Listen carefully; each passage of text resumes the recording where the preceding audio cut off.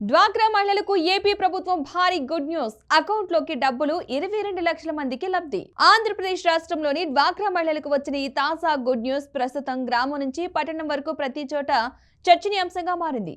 ఎన్నో సంవత్సరాలుగా ఎదురుచూస్తున్న ఆశ ఇప్పుడు నిజమవుతుందనే భావన మహిళల్లో స్పష్టంగా కనిపిస్తోంది. మన డబ్బులు తిరిగి వస్తాయా అనే అనుమానం నుంచి ఎప్పుడు అకౌంట్లో పడతాయి అనే ఆశ వరకు వచ్చిన ఈ ప్రయాణం నిజంగా భావోద్వేగభరితంగా మారింది. ఈ నిర్ణయం మహిళల జీవితాల్లో ఒక పెద్ద మార్పుకు నాంది పలుకుతోంది. గ్రామాల్లో మీరు ఎక్కడికి వెళ్ళినా ఒకే మాట వినిపిస్తోంది: ప్రభుత్వం డబ్బులు ఇస్తుందట.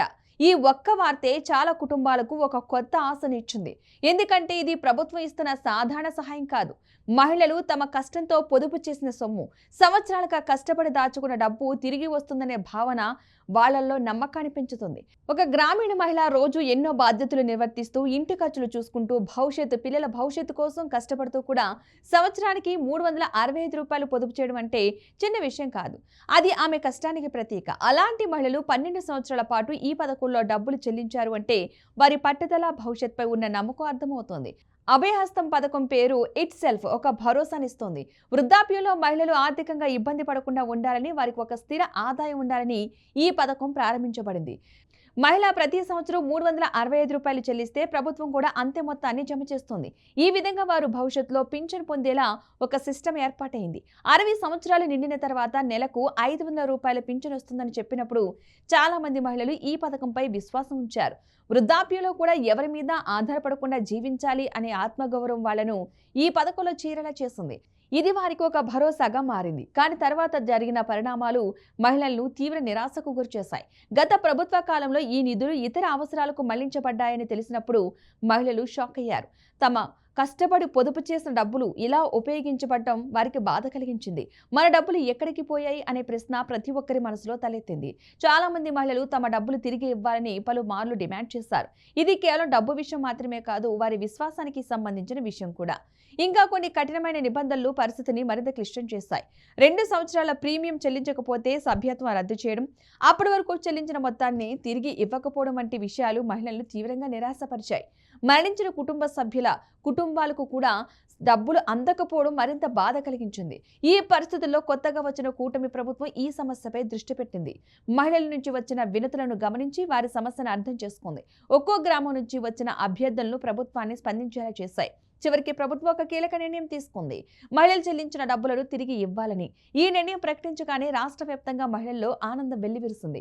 చాలా మంది మహిళలు తమ కళ్లల్లో ఆనందం కన్నీళ్లు పెట్టుకున్నారు. ఇప్పుడు మొత్తం 22 లక్షల మంది మహిళలు ఈ నిర్ణయం వల్ల లబ్ధి పొందుతున్నారు. ప్రతి మహిళ వెనుక ఒక కుటుంబం ఉంది కాబట్టి ఈ నిర్ణయం లక్షలాది కుటుంబాల జీవితాలను ప్రభావితం చేస్తుంది.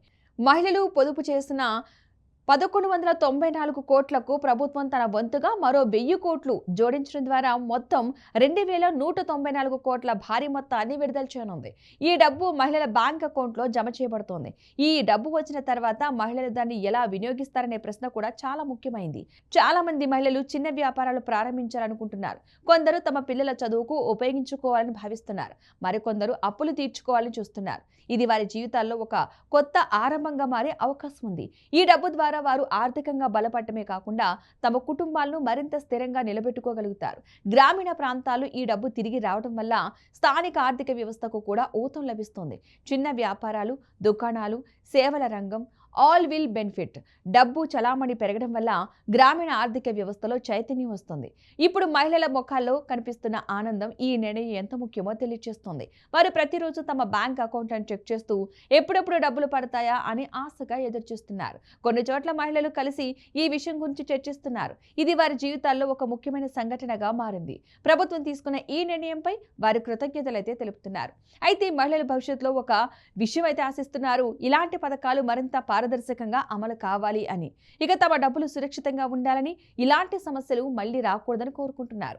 మొత్తానికి ఈ నిర్ణయం ఒక ఆర్థిక సహాయం మాత్రమే కాదు, మహిళల విశ్వాసాన్ని తిరిగి తీసుకొచ్చిన చర్య. ఇది వారి కష్టానికి ఇచ్చిన గౌరవం. డ్వాక్రా మహిళలు ఇప్పుడు గర్వంగా చెబుతున్నారు: మన డబ్బులు మనకే వస్తున్నాయి. ఇది వారి సహనం, వారి పోరాట ఫలితం. ఈ నిర్ణయం మహిళల జీవితాల్లో ఒక కొత్త ఆశను నింపింది. భవిష్యత్తులో మరిన్ని మంచి పథకాలు రావాలని, మహిళల ఆర్థిక స్థితి మెరుగుపడాలని అందరూ ఆశిస్తున్నారు. మరి మీరేమనుకుంటున్నారు? ఈ నిర్ణయం మహిళల జీవితాలను ఎలా మార్చుతుంది? మీ అభిప్రాయాన్ని తప్పనిసరిగా కామెంట్ రూపంలో తెలియజేయండి.